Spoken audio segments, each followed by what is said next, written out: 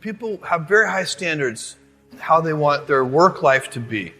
And I said, look, if you can get your work life to be where you enjoy half of it, that is amazing.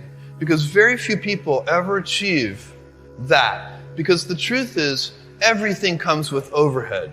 That's reality. Everything comes with pieces that you don't like. You could be a Supreme Court justice, and there's still going to be pieces of your job you don't like.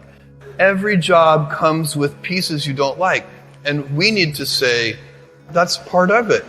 You have to figure out how to set up your life in such a way that you can minimize the things. And I find people don't dislike hard work. What people dislike is being out of control. Like they can't control their life. They can't control their environment. This happens to me when I get overscheduled. I hate being overscheduled.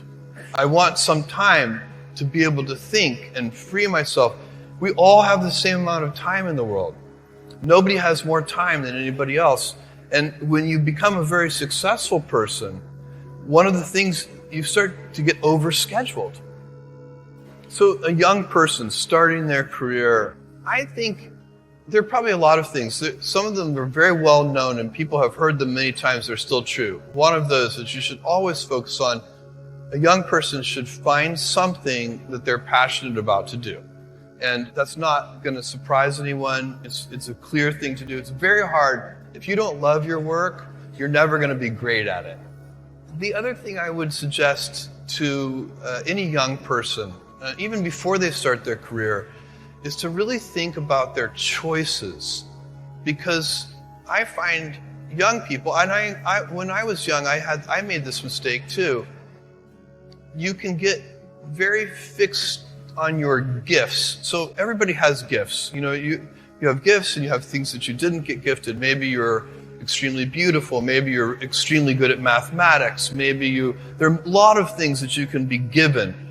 But those things can confuse you because they're not the things that construct your life. It's your choices that construct your life, not your gifts. You can celebrate your gifts. Be proud of them. Be happy of them. Actually, don't be proud of them.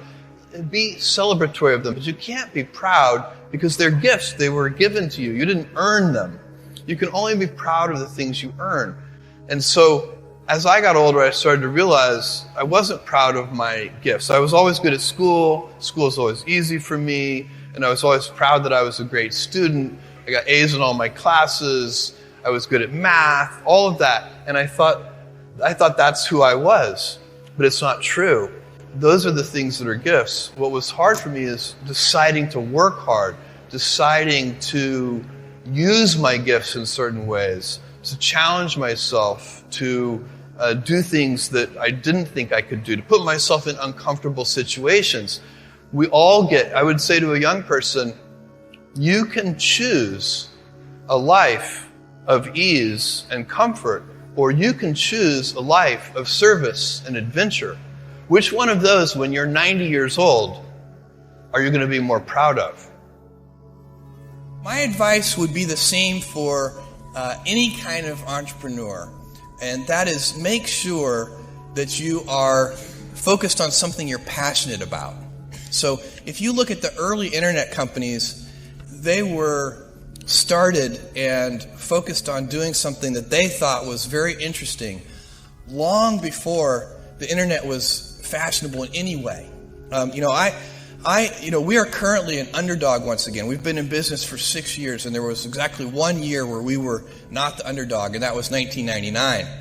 I like the underdog years because it makes, I liked it when all the people we hired, their parents told them they were crazy. Like that was kind of the good era. Fortunately, it's back. In 1999, all the parents were like, giving their brothers and sisters high fives. My son is working at Amazon.com. So that's a very, you can't follow the fashion when you're trying to do a startup company, or I think really anything in life. But you have to, as an entrepreneur, if you're gonna build a company, pick something you think is interesting that has the intersection of genuinely creating real customer value, and then just stay right there and let the wave catch you. Whatever it is that you want to do, there's going to be risk in your life. And risk is a necessary component of progress. You can make any pioneering movements in the world of any kind, whether they be the geographical, physical exploration that I've just been talking about, or whether it be, a more cerebral exploration of a scientific field. Or I bet you could ask that question of every speaker here, and I bet that every speaker here has taken substantial risks, whether it be intellectual or otherwise, to achieve what they've done.